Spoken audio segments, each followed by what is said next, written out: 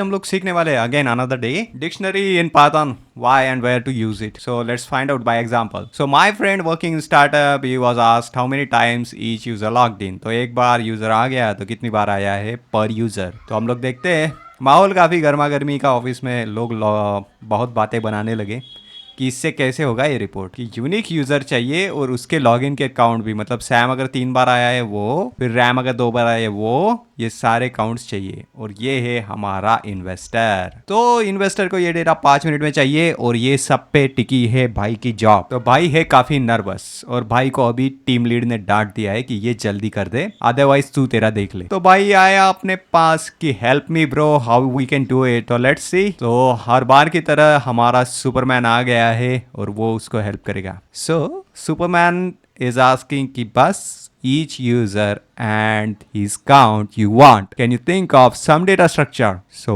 हम करते हैं. तो मान लो ये मेरा लॉग फाइल है जिसमें सैम है, अगेन सैम है एंड रैम है and then I have Tam. So these are my user login logs. So how I can distinguish what is the unique user count and its your unique user and his name. So how I will be able to distinguish that. So मैं क्या करता हूँ, start from here. So here are the user counts and I want to know कि हर एक user ने कितनी बार login किया है. तो अगर मैं ये सिंपल पेन पेपर पे करना चाहूँ तो पहले सैम है. So I need something to iterate the list. ये तो पक्की बात है भाई. इटरेट लिस्ट के लिए मैं पहला पार्ट करता हूँ फॉर यूजर इन क्या बोलते हैं लिस्ट. तो मतलब कि क्या है, लिस्ट में इटरेट कर लूंगा. और जैसे कि मैंने बोला कि प्रॉब्लम है कि मैं यूजर और उसके लॉगिन काउंट कलेक्ट करूं, तो मैं इसके लिए ना एक चीटिंग करता हूं कि डिक्शनरी यूज कर लेता हूं जो पाइथन ने अपने आप बना के दी है. तो डिक्शनरी क्या होती है, एक होता है उसमें की जो कि स्ट्रिंग मान लो हमारी केस में, जैसे यूज़र का नाम, तो यूज़र का नाम अगर डाल दिया और उसका काउंट एक बार, तो ये है मेरा चीटिंग. तो मैं क्या करूँगा, अगर मेरी डिक्शनरी में यूज़र का नाम ऑलरेडी है, इफ़ यूज़र का नाम इज़ ग्रेटर दैन 1 और इक्वल टू 1, तो मैं उसको प्लस प्लस कर दूंगा. ठीक है, ओके. ये सूडो कोड है मेरा. If this is the case I will do this. Else पहली बार अगर आया है तो भाई ये फर्स्ट बार आया है, इसको बस नाम लिख दो और जाने दो. राइट. तो मैंने जो चीटिंग की मैं आपको एक्सप्लेन कर देता हूँ. तो एग्जीक्यूट करते हैं ये चीज़. पहले तो रैम आया, सैम आया.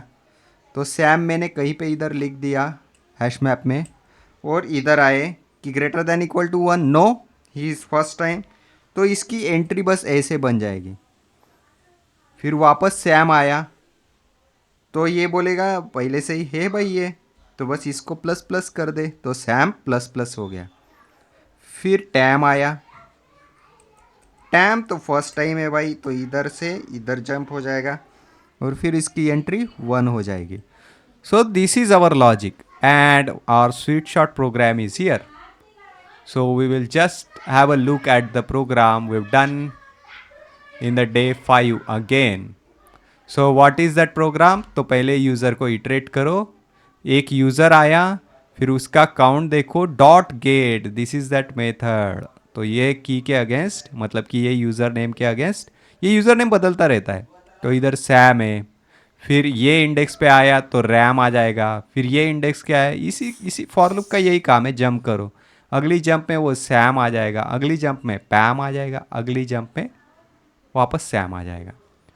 तो ये हैश मैप में अगर आपका यूज़र का नाम है तो दे दो, अदरवाइज डिफ़ॉल्ट 0 रिटर्न करो. तो इसमें 0 आ जाता है फर्स्ट टाइम सैम का.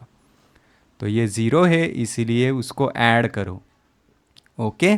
तो सैम और उसकी वैल्यू हो गई 1. अगेन रैम आता है.